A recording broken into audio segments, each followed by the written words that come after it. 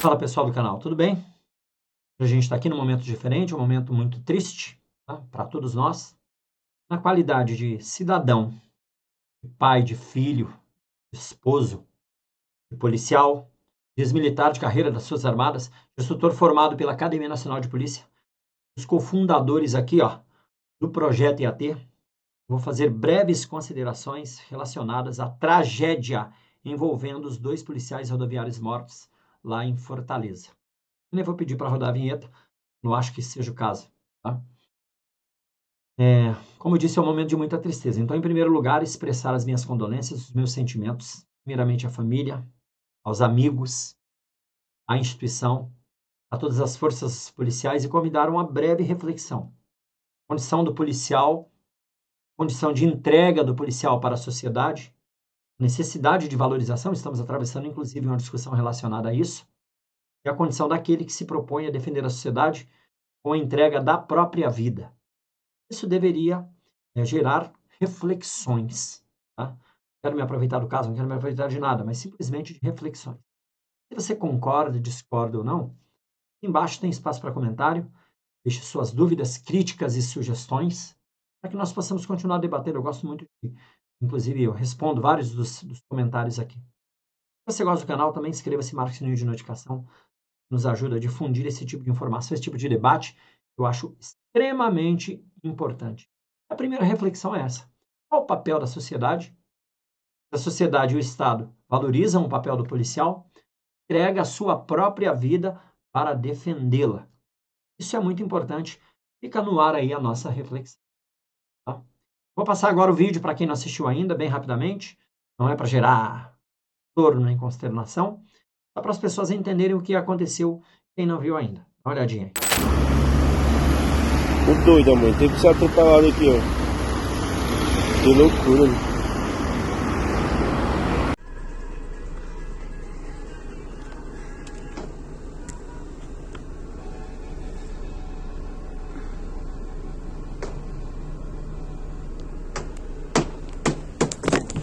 Cara, um doente mental parou aqui na frente dos ônibus aqui e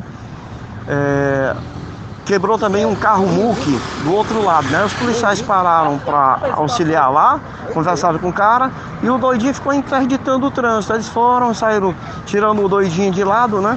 Aí ficou um policial na frente e um atrás. Aí o cara sacou a arma do policial e atirou num e depois atirou no outro. Matou os dois. Aí vinha um policial em outro carro, desceu e trocou tiro com o doidinho e matou ele. Tá os 3 mortos aqui na BR-116. Diante desse vídeo, quais considerações nós podemos fazer de forma bem objetiva e bem rápida? Primeira consideração. Após o resultado, fica muito fácil fazer análises e críticas, tá? E principalmente, se os policiais tivessem agido de forma genérica, ou melhor, enérgica, seriam sacrificados pela sociedade, pela imprensa e pela justiça. É uma realidade. Nós policiais vivemos na corda bamba. Por quê? Porque estamos no limite social entre lidando com cidadãos de bem, lidando com cidadãos do mal, bandidos, e principalmente nesses que estão no meio termo, em que nós não conseguimos identificar de pronto. E mesmo identificando, pode gerar risco. Isso com a necessidade de o Estado tratar bem todos os seus cidadãos, por conta de uma série de narrativas que também foram criadas. Eu não vou entrar no mérito, eu só vou citar. Vocês viram a condição do indivíduo como estava. Se policiais tivessem agido com energia, verbalizando com energia, tá? Se tivessem utilizado equipamentos não letais, menos letais, se tivessem se preocupado de determinada forma de deter o indivíduo antes que ele representasse efetivamente uma ameaça, certamente seriam criticados. Inclusive, poderia haver um processo administrativo, inclusive poderia haver um processo judicial.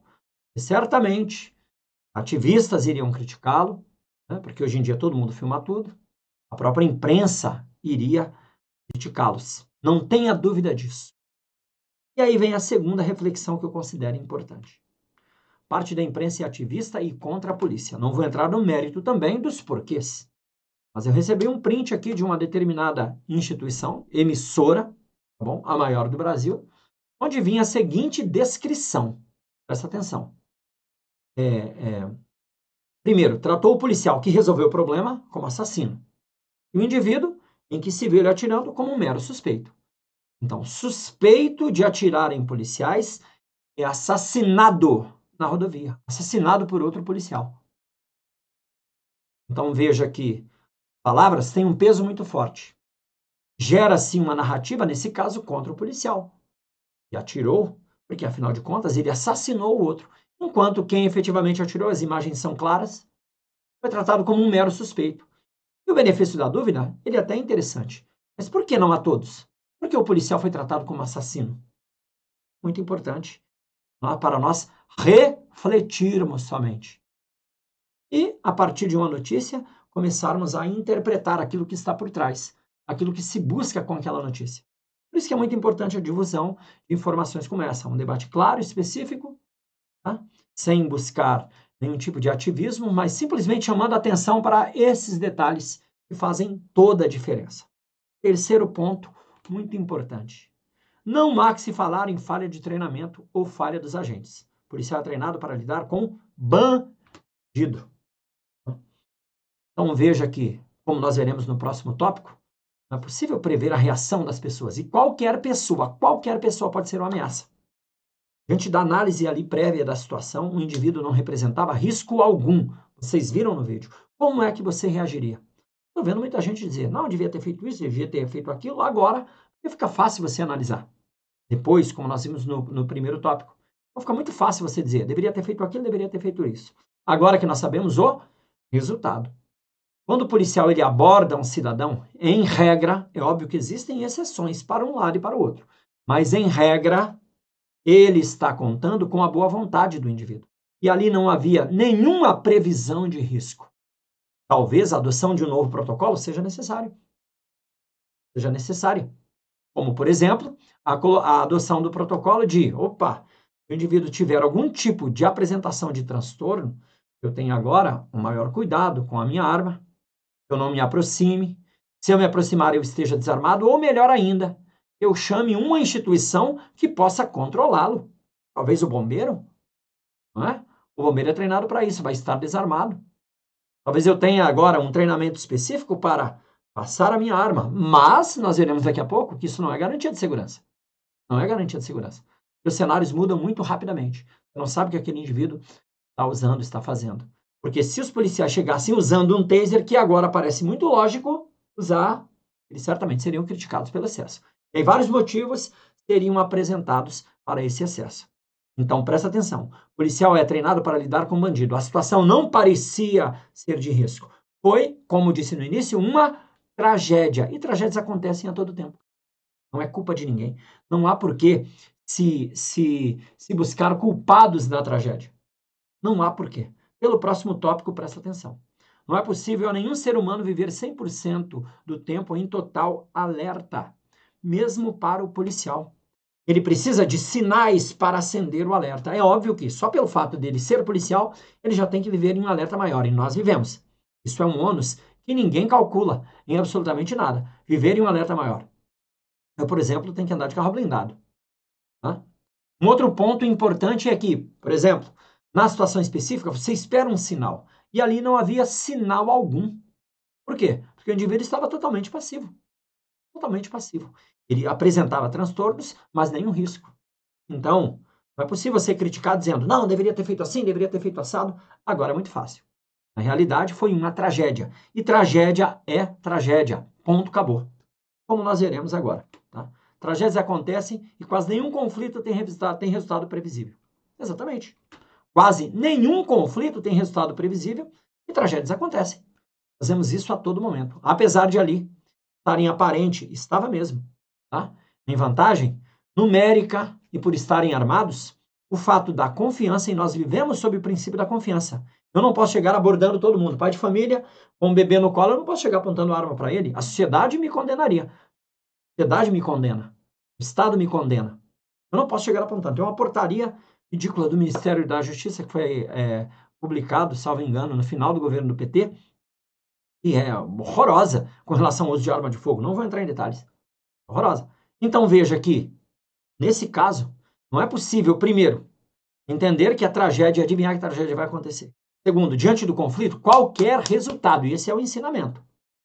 Por mais que pareça frágil a pessoa contra quem vai se entrar em conflito, não dá para prever resultado algum. Presta atenção nesse exemplo. Ah, mas não tem relação com o caso. Não tem, mas faz a gente refletir. Porque, veja, vocês se lembram do sniper americano? Ele foi morto, foi assassinado.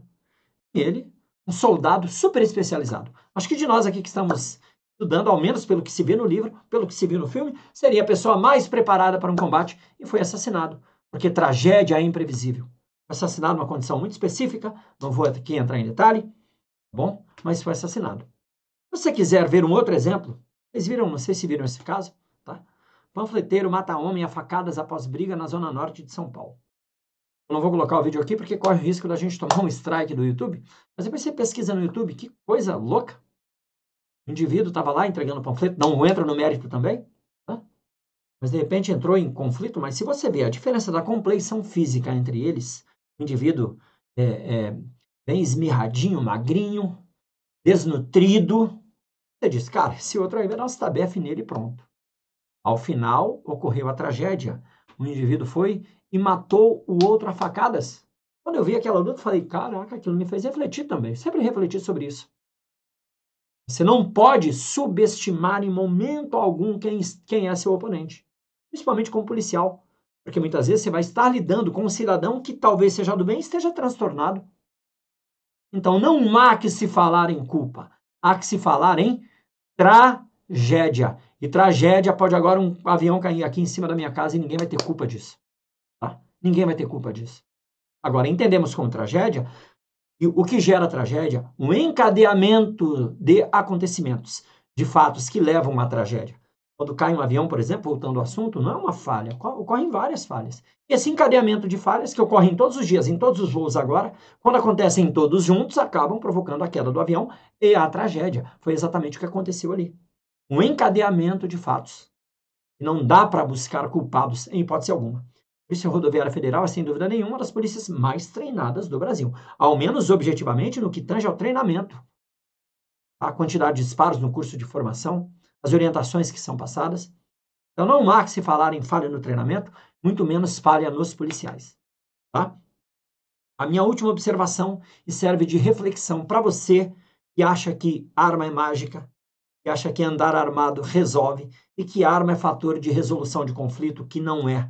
Arma é instrumento para a legítima defesa, nesse caso, né? Arma é instrumento para muitas coisas, para o esporte, para a cultura, para o lazer. Mas a mídia só coloca a arma no campo da morte, infelizmente.